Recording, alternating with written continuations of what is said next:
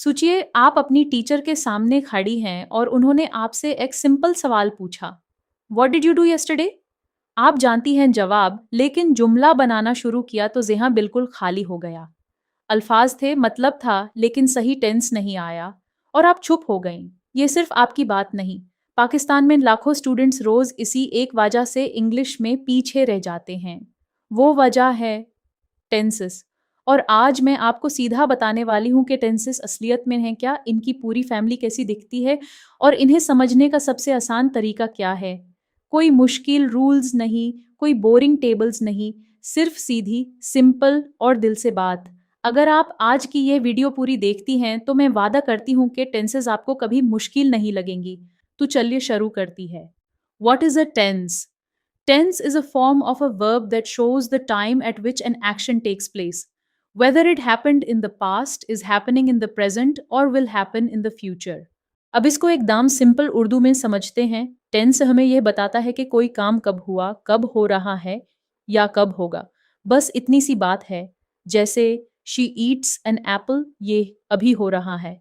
She आटे an apple शू, ये पहले हो चुका है। She will eat an apple, यह आगे होगा। देखिए, सिर्फ वर्ब की शक्ल तब्दील हुई और पूरा वक्त बदल गया। यही टेंस का काम है।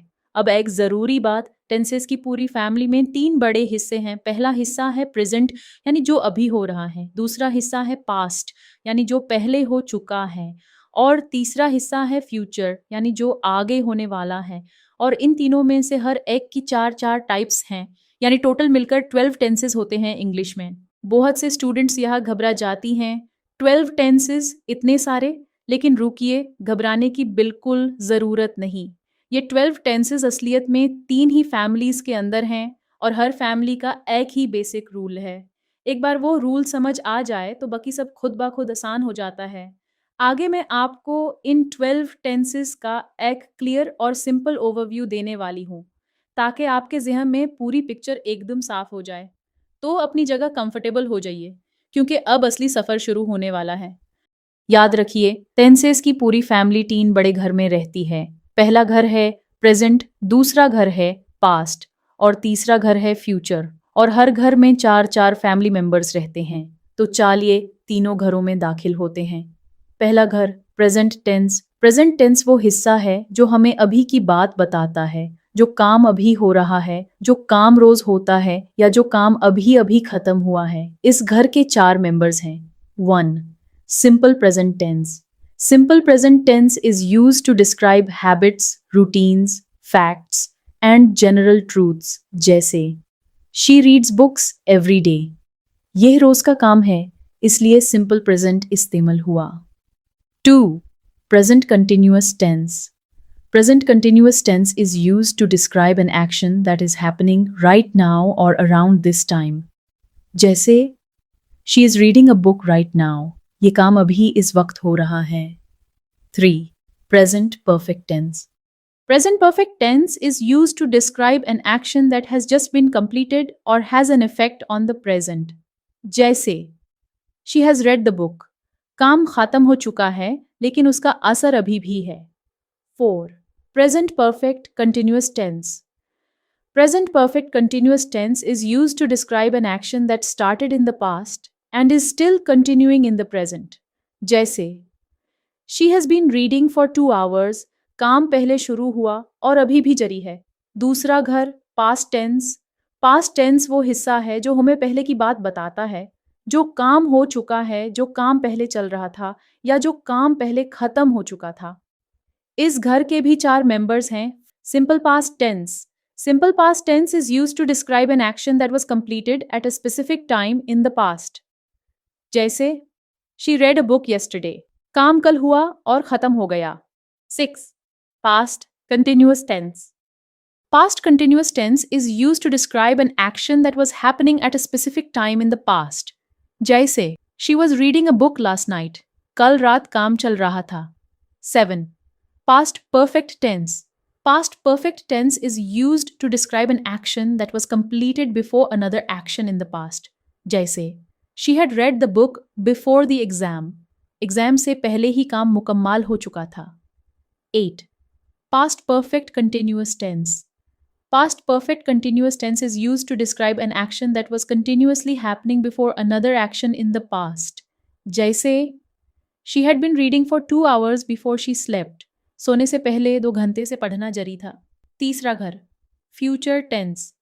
फ्यूचर टेंस वो हिस्सा है जो हमें आगे की बात बताता है, जो काम होने वाला है, जो काम आगे चल रहा होगा या जो काम आगे किसी वक्त तक खत्म हो जाएगा।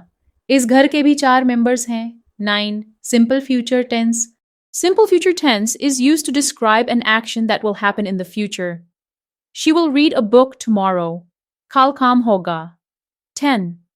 Future continuous tense. Future continuous tense is used to describe an action that will be happening at a specific time in the future. जैसे She will be reading a book at 5 p.m. tomorrow. कल शाम 5 बजे काम चल रहा होगा। 11. Future perfect tense.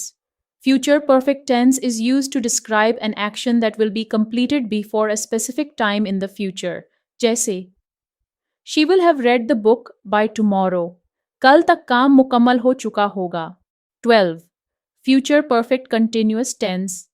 Future perfect continuous tense is used to describe an action that will have been continuously happening until a specific time in the future. जैसे She will have been reading for 2 hours by 6 p.m. शाम 6 बजे तक 2 घंटे से पढ़ना जारी होगा। तो ये थी आपकी पूरी टेंसेस की फैमिली, तीनों घरों के 12 मेंबर्स। अब आपके ज़हन में पूरी पिक्चर एकदम क्लियर हो गई होगी। लेकिन अब एक और बहुत ज़रूरी बात समझनी है, और वो है इन सब टेंसेस को पहचानने का सबसे आसान और क्विक तरीका। तो आज मैं आपको वो मास्टर ट्रिक बताने वाली हूँ जो हर टेंस को चंद सेकंड्स में पहचानने में आपकी मदद करेगी। ट्रिक बिल्कुल सिंपल है। जब भी कोई जुमला सामने आए, अपने ज़हन में सिर्फ 3 सवाल पूछिए। पहला सवाल, क्या ये काम अभी हो रहा है, रोज़ होता है या अभी ख़त्म हुआ है? अगर हाँ, तो ये प्रेजेंट टेंस फैमिली का कोई मेंबर है। दूसरा सवाल, क्या ये काम पहले हुआ, पहले चल रहा था या पहले ख़त्म हो चुका था? अगर हाँ, तो ये पास्ट टेंस फैमिली का कोई मेंबर है। तीसरा सवाल, ये क्या ये काम आगे होगा, आगे चल रहा होगा या आगे किसी वक्त तक ख़त्म हो जाएगा? अगर हाँ, तो ये फ्यूचर टेंस फैमिली का कोई मेंबर है। बस ये 3 सवाल और आप हमेशा सही फैमिली में पहुंच जाएंगी। अब एक और इम्पॉर्टेंट बात, बहुत से स्टूडेंट्स टेंसेस में सिर्फ वर्ब की शक्ल देखकर घबरा जाती हैं, जैसे has been reading, had been reading, will have been reading. ये सब देखकर लगता है कि ये बहुत मुश्किल है, लेकिन याद रखिए हर टेंस का एक खास स्ट्रक्चर होता है और वो स्ट्रक्चर एक बार समझ आ जाए तो सब कुछ खुद ब खुद क्लियर हो जाता है। और यही वजह है कि हम इस सीरीज में हर टेंस को बिल्कुल डिटेल में कवर करेंगी। एक टेंस की अपनी अलग वीडियो होगी जिसमें उसका स्ट्रक्चर, उसके रूल्स और उसकी मिसालें बिल्कुल सिंपल और आसान तरीके से समझाई जाएंगी। सिंपल प्रेजेंट टेंस से लेकर फ्यूचर परफेक्ट कंटिन्यूअस टेंस तक हर चीज स्टेप बाय स्टेप बिल्कुल आपकी अपनी उर्दू में। कोई कंफ्यूजन नहीं, कोई मुश्किल रूल्स नहीं, सिर्फ सीधी और सिंपल बात। तो अगर आप चाहती हैं कि टेंसेस का कोई भी लेसन आपसे छूटे नहीं, तो अभी इस चैनल को सब्सक्राइब कर लें और बेल आइकॉन ज़रूर दबाएं, क्योंकि अगली वीडियोस में हम हर टेंस को इतनी गहराई से समझेंगी कि आप खुद हैरान हो जाएंगी कि यह इतना आसान था और मैं इतने दिन से क्यों घबरा रही थी। तो आज आपने जाना कि टेंसेस क्या होती हैं, इनकी 3 फैमिलीज कौन सी हैं और इन 12 टेंसेस का एक मुकम्मल ओवरव्यू क्या है। ये वो बुनियाद है जिस पर आपकी पूरी इंग्लिश की इमारत खड़ी होगी। अगर ये वीडियो आपके लिए हेल्पफुल रही हो तो नीचे कमेंट में टेंसेस समझ आ गई ज़रूर लिखिए, क्योंकि आपका ये एक कमेंट मुझे और मेहनत करने की हिम्मत देता है। मिलते हैं अगली वीडियो में सिंपल प्रेजेंट टेंस के साथ। तब तक अपना ख्याल रखिए और पढ़ती रहिए।